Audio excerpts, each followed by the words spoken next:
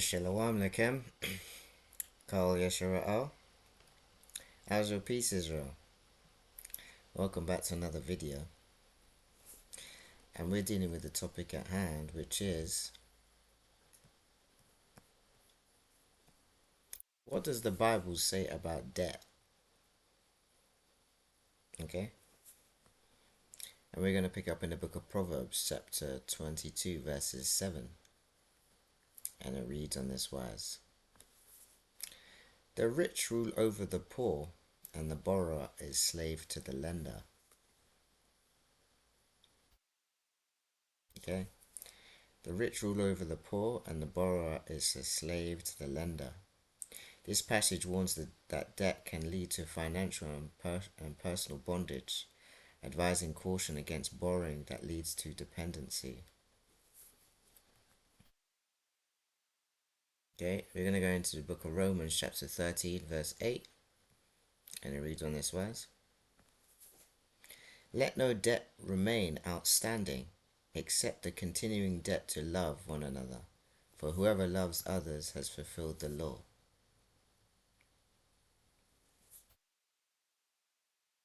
Okay? That was, let no debt remain outstanding except the continuing debt to love one another.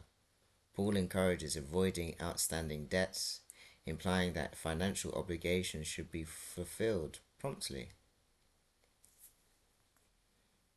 Okay? Let's go to the book of Proverbs, chapter 22, verses 26 to verse 27. And it reads on this wise: Do not be one who shakes hands in pledge or puts up security for debts. If you lack the means to pay, your very bed will be snatched from under you.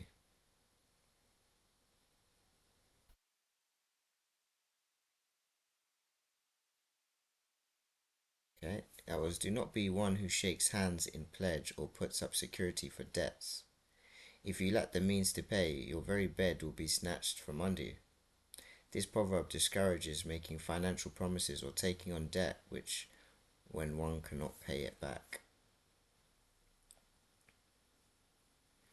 We're going to go into Psalms chapter 37, verses 21, and it reads on this wise: The wicked borrow and do not repay, but the righteous give generously.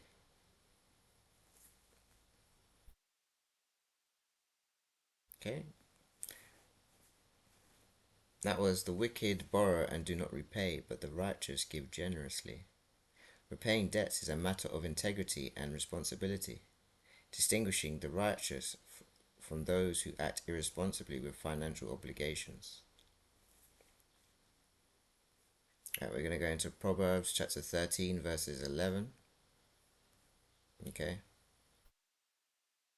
And it reads on this wise: Dishonest money dwindles away, but whoever gathers money little by little makes it grow.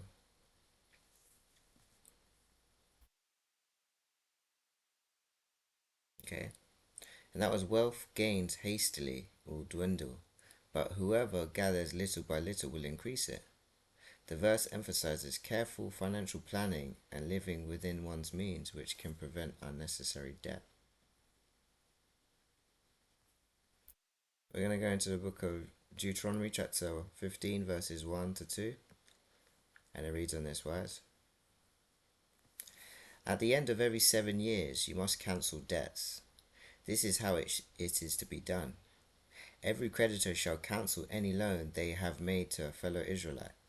They shall not require payment from anyone among their own people, because the Lord's time for cancelling debts has been proclaimed.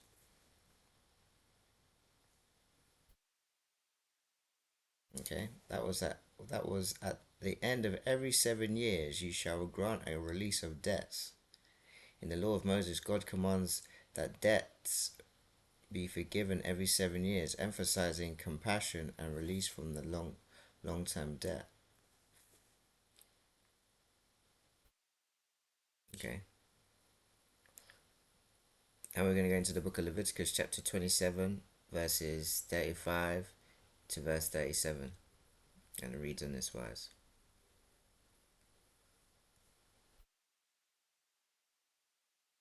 if any of you fellow Israelites become poor and are unable to support themselves among you, help them as you would with a foreigner and stranger, so they can come so they can continue to live among you.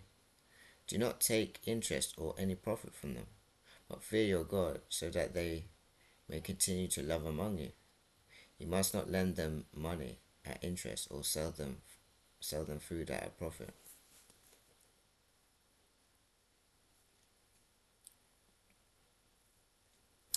That was, if any of your fellow Israelites become poor, do not take interest or any profit from them. The Mosaic law encouraged lending without interest to those in need, promoting generosity rather than profit from others' misfortune.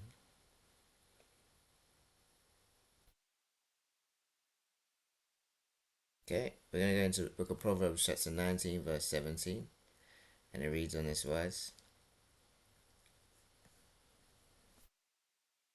Whoever is kind to the poor lends to the Lord, and he will reward them for what they have done. Okay? It says, Whoever is kind to the poor lends to the Lord, and he will reward them for what they have done. This passage encourages helping the poor through generosity rather than loans, highlighting compassion over financial gain. Okay? A couple more scriptures. We're going to go into 1 Timothy chapter 6, verses 6 to 10, and it reads on this wise: But godliness with contentment is great gain, for we brought nothing into the world, and we will take nothing out of it. But if we have food and clothing, we will be content with that. Those who want to get rich fall into temptation and a trap, and into many foolish and harmful desires that plunge people into ruin and destruction. For the love of money is the root of all kinds of evil. Some people eager for money have wandered from faith and piercing themselves with many griefs.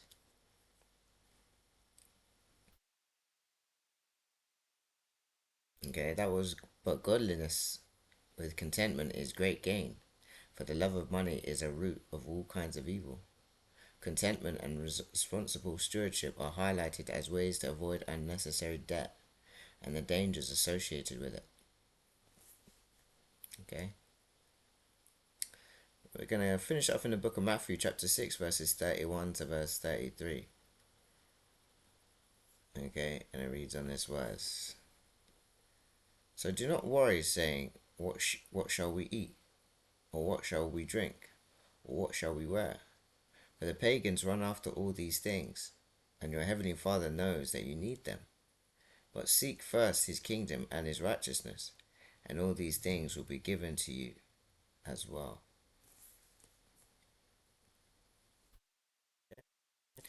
And that was, so do not worry, saying, what shall we eat? Or what shall we drink? Or what shall we wear? But seek first his kingdom. Yeshua encourages his followers to trust in God for provision, placing reliance on God above dependence on financial resources. Okay? And we're dealing with the topic at hand, which was, what does the Bible say about debt? Okay? So I only hope to read and listen to this word will be blessed by this, and may Yahweh bless you, may Yahweh keep you, may Yahweh cause his face to shine upon you, may Yahweh be gracious to you, may Yahweh lift up his countenance upon you, and may Yahweh grant you everlasting peace in Yeshua HaMashiach's name I pray. Selah.